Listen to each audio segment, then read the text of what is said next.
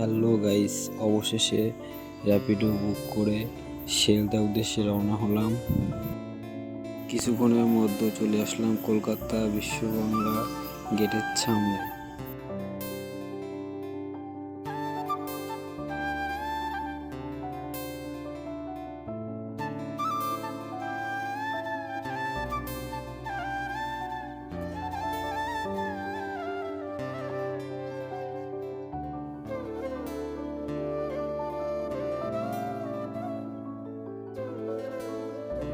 কলকাতার রাস্তাগুলো ঘুরতে ভালো লাগে এবং রাস্তাগুলো দেখতে অনেক সুন্দর।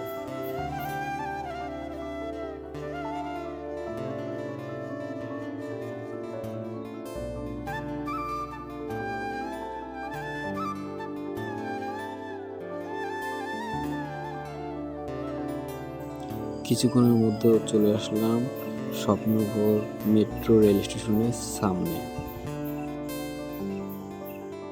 এখানে এসে পড়ে গেলাম জ্যামে। অবশেষে সিগন্যালটা ছেড়ে দেওয়ার পরে চলতে লাগলাম। দেখতে দেখতে এই রাস্তাটা সবসময় জ্যাম থাকে।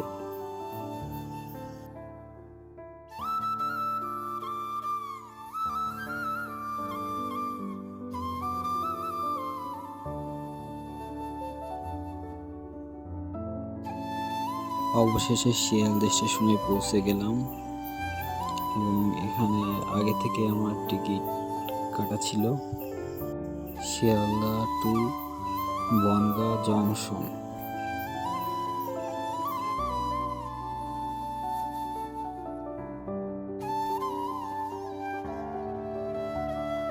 স্টেশনে আমার জন্য ওয়েট করতেছিল আরিফ ভাই।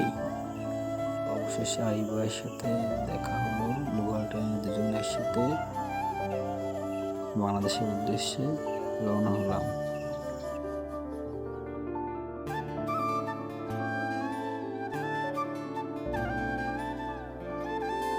লোকাল ট্রেন হলেও ট্রেনটা অনেক স্পিডে যাচ্ছিল।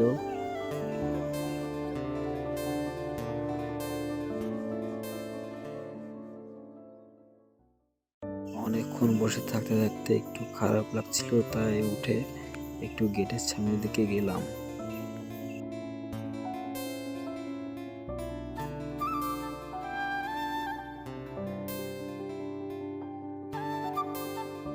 কিছুক্ষণের মধ্যে সংহতি স্টেশনে চলে আসলাম।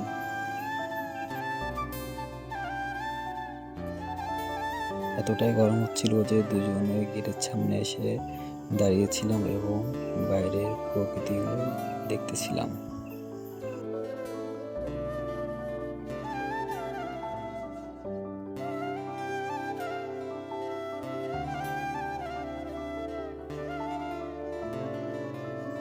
বাইরের প্রকৃতি দেখতে দেখতে চলে আসলাম চাঁদপাড়া স্টেশনে।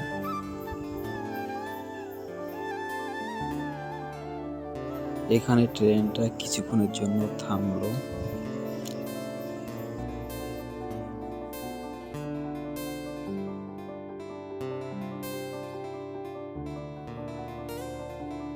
ট্রেনটা আবার ছেড়ে দিল।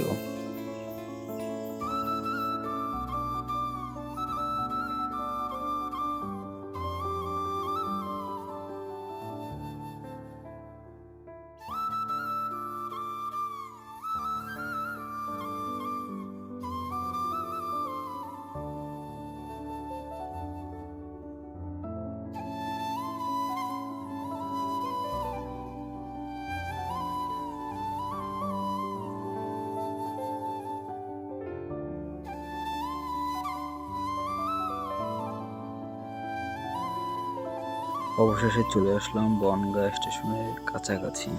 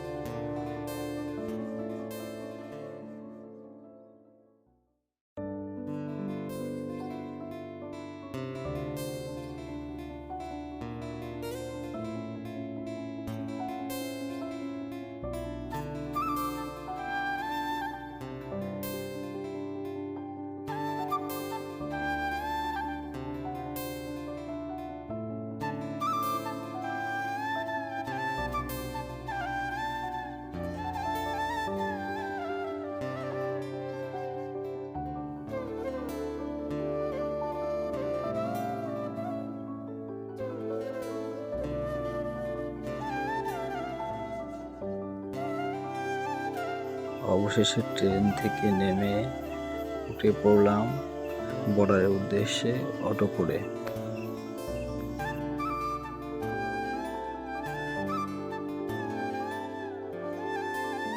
রাস্তার পাশে শিরিষ গাছগুলো অনেক আগেরই বসানো। কিছু কিছু গাছ ভেঙে পড়ে গেছে ঝড়ে এবং শুকিয়ে গেছে।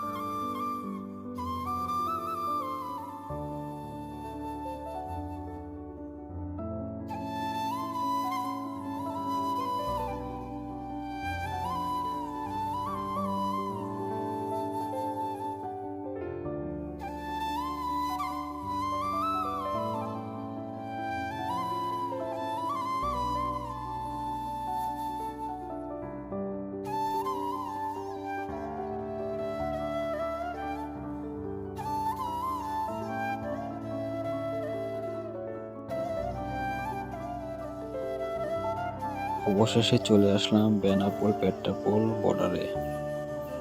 এই গেট দিয়ে ইন্ডিয়ান এবং বাংলাদেশি পণ্য আমদানি রপ্তানি করা হয়।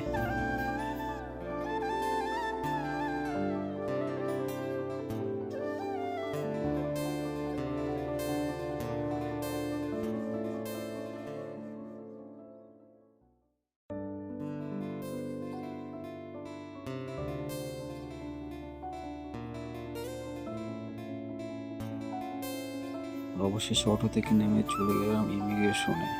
ইন্ডিয়ান ইমিগ্রেশন কমপ্লিট করে বাংলাদেশের উদ্দেশ্যে রওনা হলাম।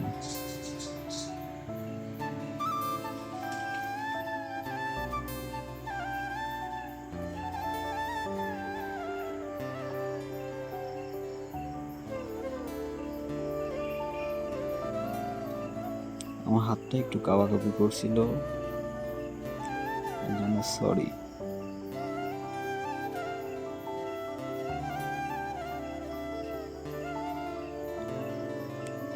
কেননা একা একা এটা এক হাত দিয়ে নেওয়া সম্ভব নয়।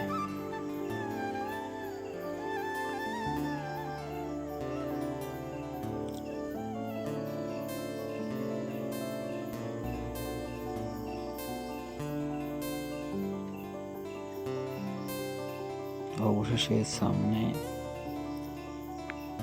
বাংলাদেশি পতাকা দেখা যাচ্ছে। অবশেষে বাংলাদেশে ইমিগ্রেশন কমপ্লিট করে উঠে পড়লাম রূপসী এক্সপ্রেস ট্রেনে।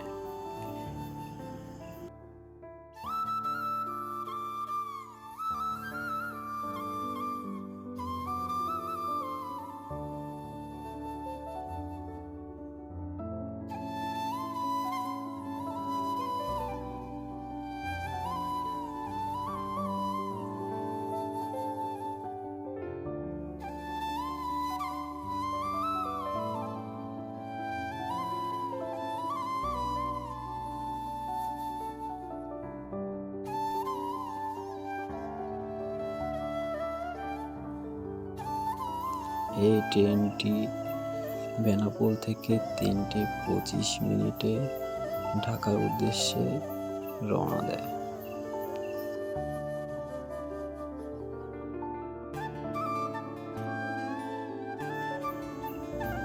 অবশেষে কালনা রেল ব্রিজটি পার হলাম। কিছুক্ষণের মধ্যে কাশিয়ানী স্টেশনে চলে আসবো।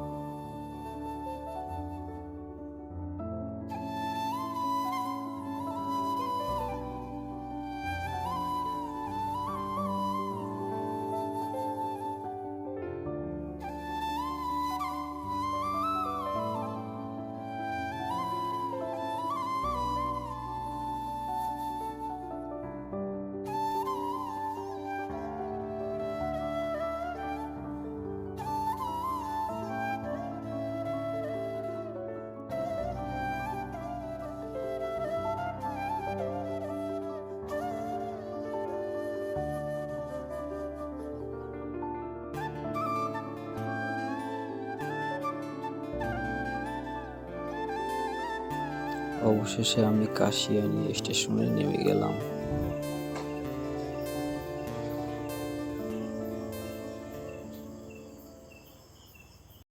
এই ট্রেনটিতে অনেক ভিড় ছিল এবং অধিকাংশ ঢাকার যাত্রী।